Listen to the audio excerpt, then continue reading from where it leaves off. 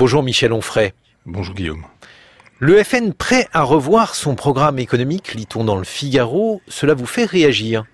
Oui, réagir et sourire parce que on voit bien que le Front National est vraiment un parti comme les autres et qu'il est en train de faire tout ce qu'il faut pour arriver au pouvoir. Donc effectivement, il voit bien qu'il est majoritaire, sinon dans l'électorat, du moins dans les esprits ou dans les consciences. Et donc, il s'agit de rallier une partie de la droite qu'on dit habituellement républicaine. Et pour le coup, la variable d'ajustement, ça va être l'euro, ça va être l'Europe et le programme économique. C'est assez drôle parce que déjà le Front National c'est n'importe quoi, c'est-à-dire le père antisémite et la fille qui ne l'est pas, enfin du moins qui fait des déclarations nous expliquant que la Shoah est la pire catastrophe du XXe siècle, Marine Le Pen qui ostensiblement ne va pas défiler dans la rue contre le mariage homosexuel et Marion Maréchal Le Pen qui elle y va. Enfin il y a vraiment des tensions, je dirais, entre une extrême droite de cette droite-là et une gauche, je dirais, de cette droite-là, avec le programme économique de Marine Le Pen sur la retraite à 60 ans, sur le temps de travail, enfin une espèce de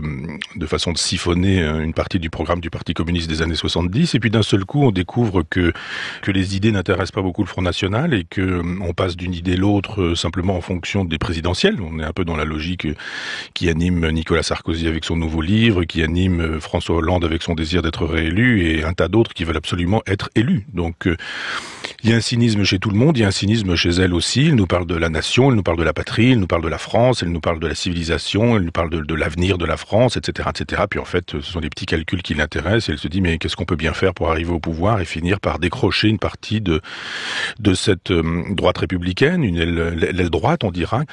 Et voilà une dame qui fait son fonds de commerce sur la critique de l'euro et de l'Europe, qui estime qu'il faut revenir sur l'euro et sur l'Europe. C'est plutôt une bonne nouvelle parce que j'ai toujours pensé qu'on ne luttait pas contre le Front National avec de la haine et du mépris, mais avec des idées. Et là, on s'aperçoit que c'est elle qui nous fournit ces idées, une espèce de suicide du Front National, qui est une bonne nouvelle. Donc c'est une clarification salutaire.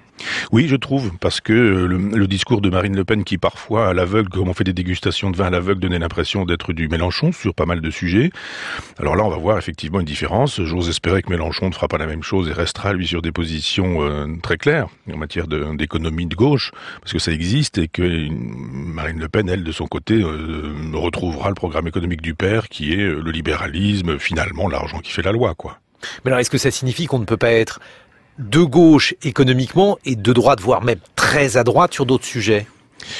Ça devient problématique aujourd'hui, droite et gauche. Enfin, quand ce qui nous est présenté comme la gauche aujourd'hui fait l'éloge, par exemple, j'ai souvent dit, mais enfin, de l'allocation des utérus des femmes pauvres, c'est-à-dire de la marchandisation du corps humain, on se dit si c'est la gauche qui défend ces idées-là, est-ce que la gauche c'est ça encore, ou est-ce que être fidèle à la gauche, c'est de ne pas être fidèle à ce genre d'idées et faire savoir que le corps d'une femme, ça se respecte, ça ne se loue pas, ça ne se vend pas.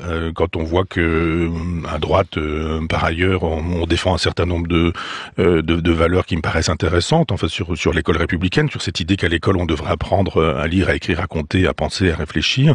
On se dit, il y a parfois une espèce de mélange des genres entre droite et gauche. On voit bien que François Mitterrand, en 1983, a renoncé à la gauche pour le libéralisme, l'euro et l'Europe, et que les frontières sont un peu ténues entre droite et gauche. Est-ce que Macron est de gauche, par exemple?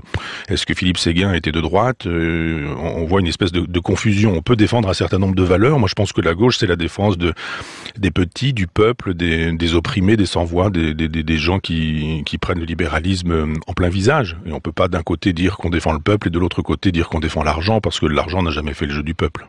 Oui, mais d'un autre côté, tout le monde, pour être élu, est obligé d'en appeler au peuple, et tous les candidats, qui soient de droite ou de gauche, y compris l'ancien président Nicolas Sarkozy que vous évoquiez, Michel Onfray, on appelait à la France qui travaille, à celle qui se lève tôt, et en somme au peuple.